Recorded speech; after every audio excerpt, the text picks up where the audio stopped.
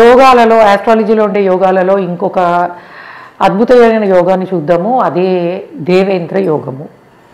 So Devendra యోగము అంటేనే తెలుసు, దేవేంద్రుడు అంటే ఎవరు?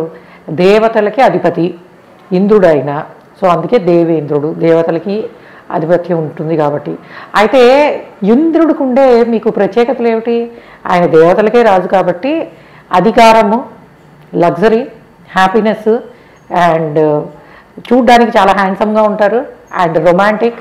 సో ఇక్కడ ఒక పవర్ అనేది, అండ్ అట్లానే మనీ, పవర్, సక్సెస్, హ్యాపీనెస్, వీటన్నిటినీ కలిపితేనే దేవేంద్రుడు అని అంటారు. సో కాబట్టి అటువంటి జీవితాన్ని అనుభవించడానికి కావలసిన ఫలితాన్ని ఇచ్చే యోగం అని చెప్పచ్చు ఈ దేవేంద్ర యోగాన్ని. అయితే ఇదేమో అంత ఈజీగా ఏర్పడే యోగం కాదు. ఎందుకనంటే దీనికి 3 ఫార్ములాలు వర్కౌట్ అవ్వాలి. ఎప్పుడు మనం మామూలు యోగాలు చూస్తే ఒకటో ఏదో పాయింట్స్ ఓకే అయితే యోగాలు వచ్చేస్తాయి. కానీ దేవేంద్ర యోగము మరి మామూలుగా మనుషులకు రాజు అవ్వాలంటేనే కష్టం, దేవతలకు రాజు అవ్వాలంటే చాలా కష్టం కదా. సో అటువంటి యోగం ఎలా ఏర్పడుతుంది అని అంటే ముఖ్యముగా నెంబర్ 1 పాయింట్, లగ్నము స్థిరరాశి అవ్వాలి. లగ్నము స్థిరరాశి అవ్వాలి అంటే ఏవి మనకి స్థిరరాశులు? సో వృషభము, అండ్ అట్లానే సింహము, వృశ్చికము, కుంభము, ఇవి స్థిరరాశులు. సో ఇటువంటి స్థిరరాశి లగ్నం అవ్వాలి. అది ఫస్ట్ సాటిస్ఫై అవ్వాల్సిన పాయింట్.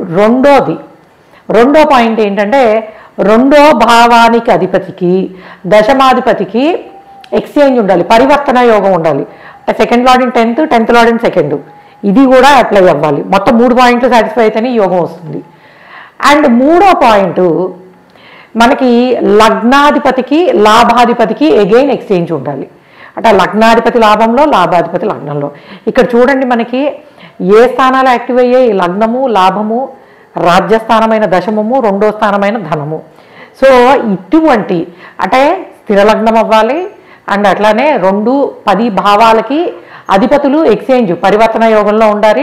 లగ్నాధిపతి అట్లానే లాభాధిపతి పరివర్తనలో ఉండాలి.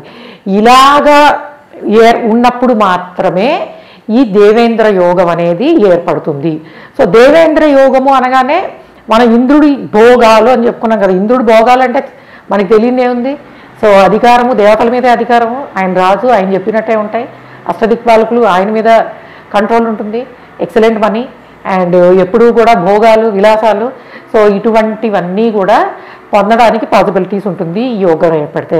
అయితే ఈ యోగం అంత ఈజీగా ఏర్పడట్లేదు కదా. చాలా పాయింట్ సాటిస్ఫై అవ్వాలి. 3 రకాలుగా సాటిస్ఫై అయితే మాత్రమే ఈ యోగం అనేది వస్తుంది. ఒక పాయింట్ సాటిస్ఫై అయితే యోగం వస్తుందని మటుకు అనుకోవద్దు. ఈ 3 సాటిస్ఫై అవ్వాలి. అండ్ ఇంకొకటి చాలామంది నన్ను అడిగేది, నవాంశలో కూడా యోగాలు చూడొచ్చా అని. యూజువల్లీ మనకి రాశి చాట్లోనే చూసుకోండి యోగాలన్నీ. ఎందుకనంటే టైమ్ ఆఫ్ బర్త్లు అందరూ కరెక్ట్గా ఉండవు.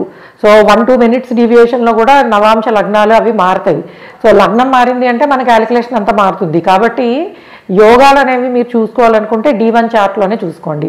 కాకపోతే కొన్ని యోగాలు ఉంటాయి, లైక్ ఇప్పుడు హంస యోగమో, లేకపోతే మెయిన్ మహాపురుష యోగాలు ఉంటాయి, పంచమహాపురుష యోగాలు. సో అటువంటి యోగాలని దశాంశ, if your time of birth is absolutely correct అని మీకు కన్ఫర్మేషన్ ఉంటే అప్పుడు డివిజనల్ చార్ట్స్కి చూడొచ్చు. కానీ మోస్ట్లీ ఈ యోగాలని D1 చార్ట్లో ఏర్పడే ఫలితాన్ని ఇచ్చే యోగాలుగానే చెప్పుకోవచ్చు. Okay guys, thanks for listening, and please subscribe our channel MS Astrology. Bye.